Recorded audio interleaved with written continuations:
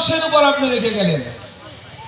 কবরে যাইও শান্তি পাবেন, দুনিয়ায় শান্তি তো পাবেনই, কবরে গেলেও কি করবেন?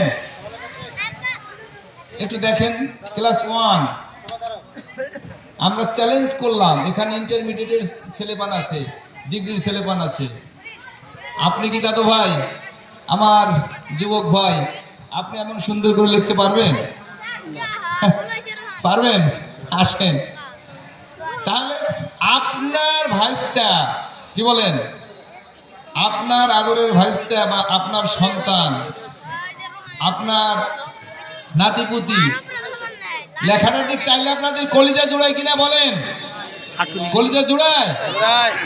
আসলে তার ভিতরে আমরা বুঝি না, তারপরে কলিজা জোড়ায় কিনা।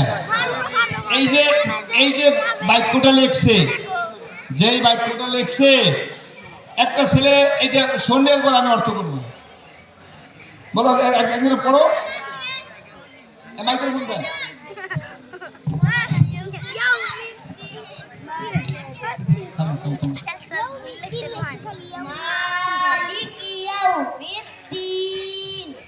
আলহামদুলিল্লাহ বলেন, আলহামদুলিল্লাহ, অন্তর থেকে বলেন আলহামদুলিল্লাহ, আলহামদুলিল্লাহ।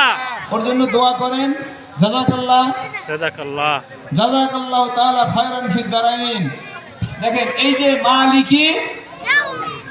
মালিকি ইয়াউমিদ্দিন, বিচার দিবসের মালিক কে বলেন? তার নাম কি?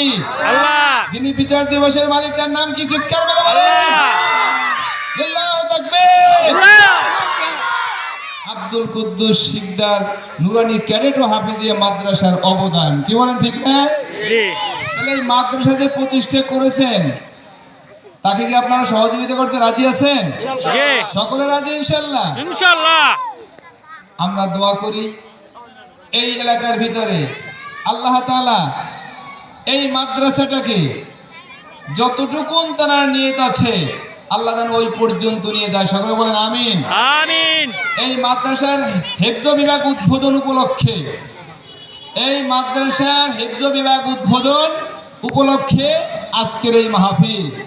সকলে বলেন আলহামদুলিল্লাহ, আলহামদুলিল্লাহ। আপনারা জানেন গত বছর আমরা ওই পাশে একটা বাড়ির ভিতরে ছিলাম, কি বলেন ঠিক না? জি।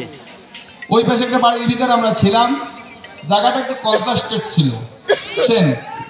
ছাত্র, শিক্ষক এবং গার্জিয়ান সব মিলিয়ে জায়গাটাতে একটু অসুবিধার ভিতরে ছিল।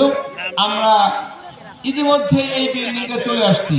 আপনারা যারা নতুন আসছেন, আপনার যার ছেলে মেয়ে বা নাতিপুতিকে ভর্তি করার ইচ্ছা পোষণ করেছেন বা এগুলি দেখে আপনার কলিজা জুড়াইলে আপনি চিন্তা করবেন যে না, আমার বাচ্চা ঠিক এরকম সুন্দর করে লিখবে এবং সে একজন হাফেজ হবে, এমন একজন হাফেজ হবে, একজন আলেম হবে, আলেমের নাম সারা পড়বে ইনশাআল্লাহ। বলেন ইনশাআল্লাহ, ইনশাআল্লাহ।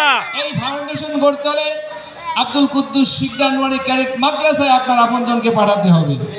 রাজি আছেন ইনশাআল্লাহ? ইনশাআল্লাহ। তৌফিক দান করুন।